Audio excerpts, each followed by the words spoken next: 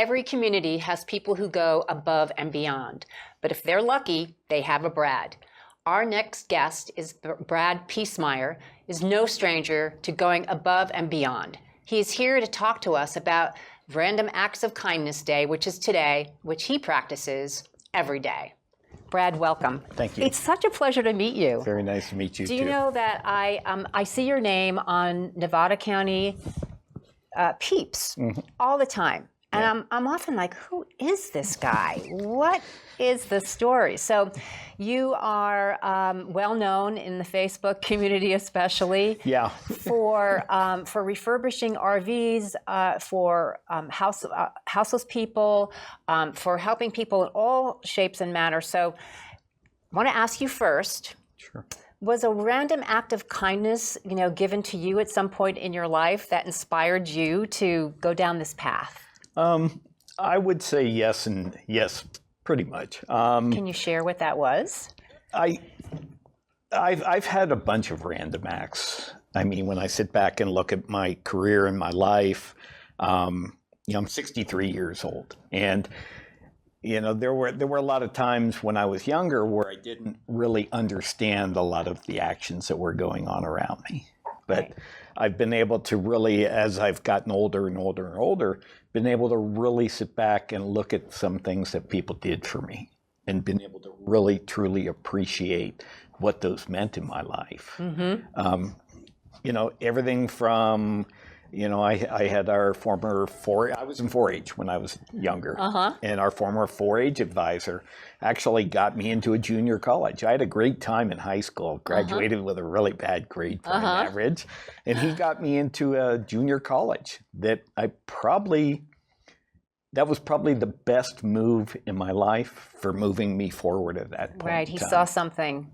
Yeah, and I hadn't seen it yet, but he was able to show me.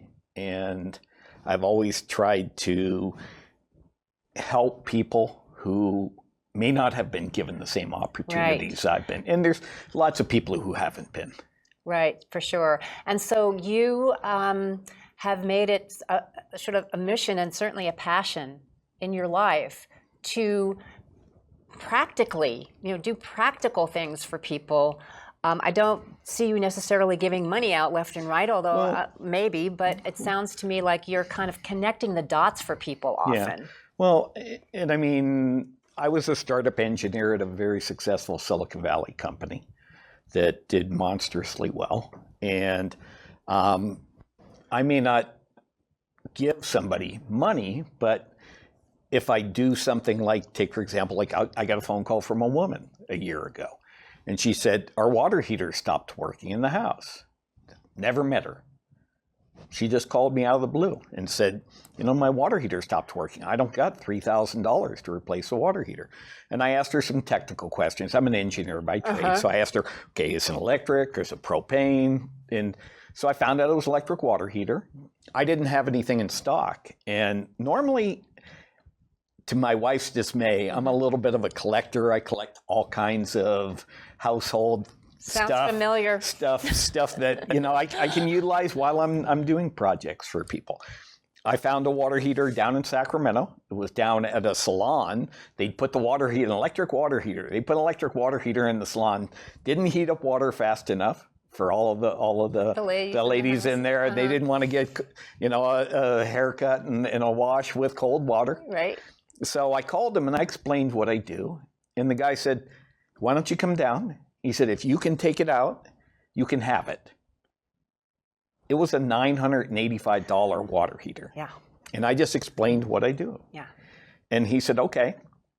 I drove down to Sacramento, went and picked it up, arrived at this woman's house, came and knocked on her front door, and she opened up the door. She said, who are you? And I said, I'm Brad. And she looked at me and said, Brad with water heater, Brad? And I said, yeah. I said, I've water heater, Brad. I said, I've got one in the back of my truck. It'll take me about half an hour to install it. Is that okay if I do that right now? And she went, yeah. So I brought it in, brought it down 3 flights of stairs, which in itself was a little bit of like wrestling a gorilla.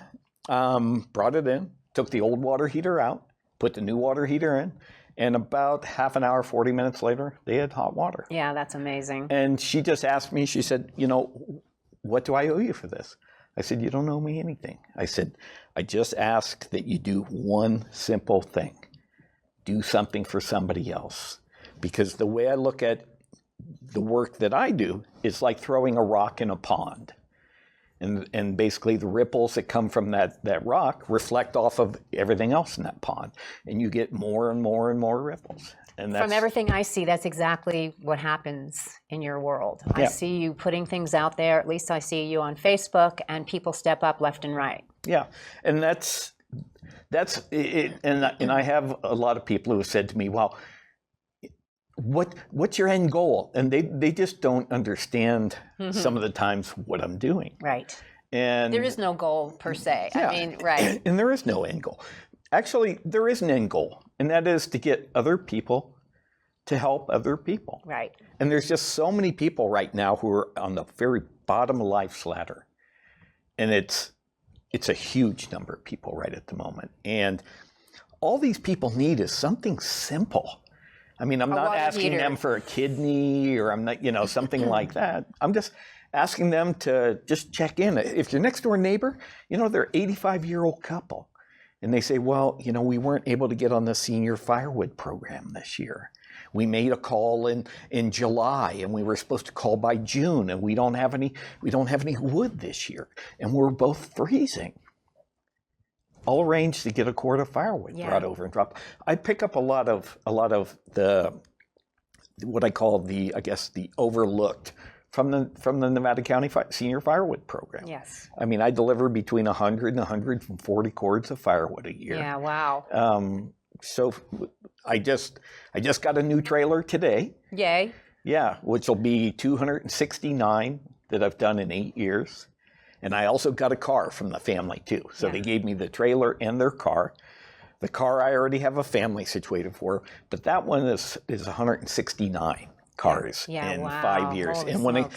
when I sit down and think about, you know, these are cars that are needed to keep food on the table, to keep a roof over their heads, Go to your job. Yeah, You know. I mean, those things. If you don't have a car up here, you're going to have a hard time keeping and maintaining a job. Yeah, it's a problem. And keeping, you know, and Getting your kids to school. yeah, you know, going to medical appointments, doing just things that all of us take for granted. Yeah. And it's not that hard to do things. hard. I mean, you know, there are times when I'll walk through the grocery store and I'll see some older folks who are sitting there counting out what looks like all the change they found in their sofa to buy their food.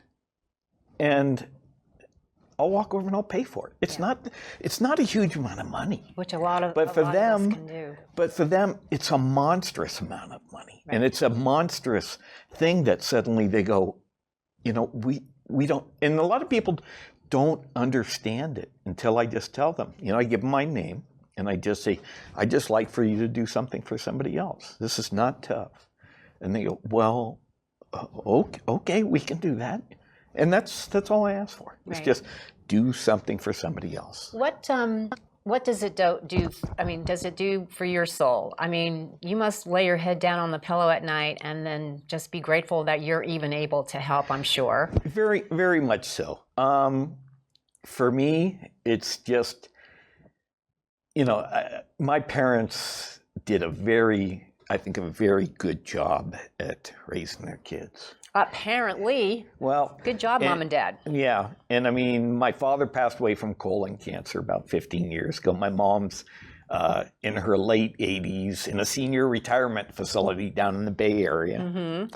And, you know, I go visit my mom occasionally, and she knows my dog's name, but she doesn't know my name, which is okay. But, you know, occasionally I'll call her and she'll know who it is. But the thing is that my mom and dad also took a great deal of pride in reminding their kids that not everybody is given the same opportunities that you are. And you need to respect that. Yeah, what a beautiful thing. Yeah. And clearly you heard. Yeah. You heard that message. And you're an inspiration. And thank you. I'm so glad to have met you in person, but stick around for a few minutes. I wish we could find a way to replicate Brad in, over and over and over again here in Nevada County. So, Yeah, thank you.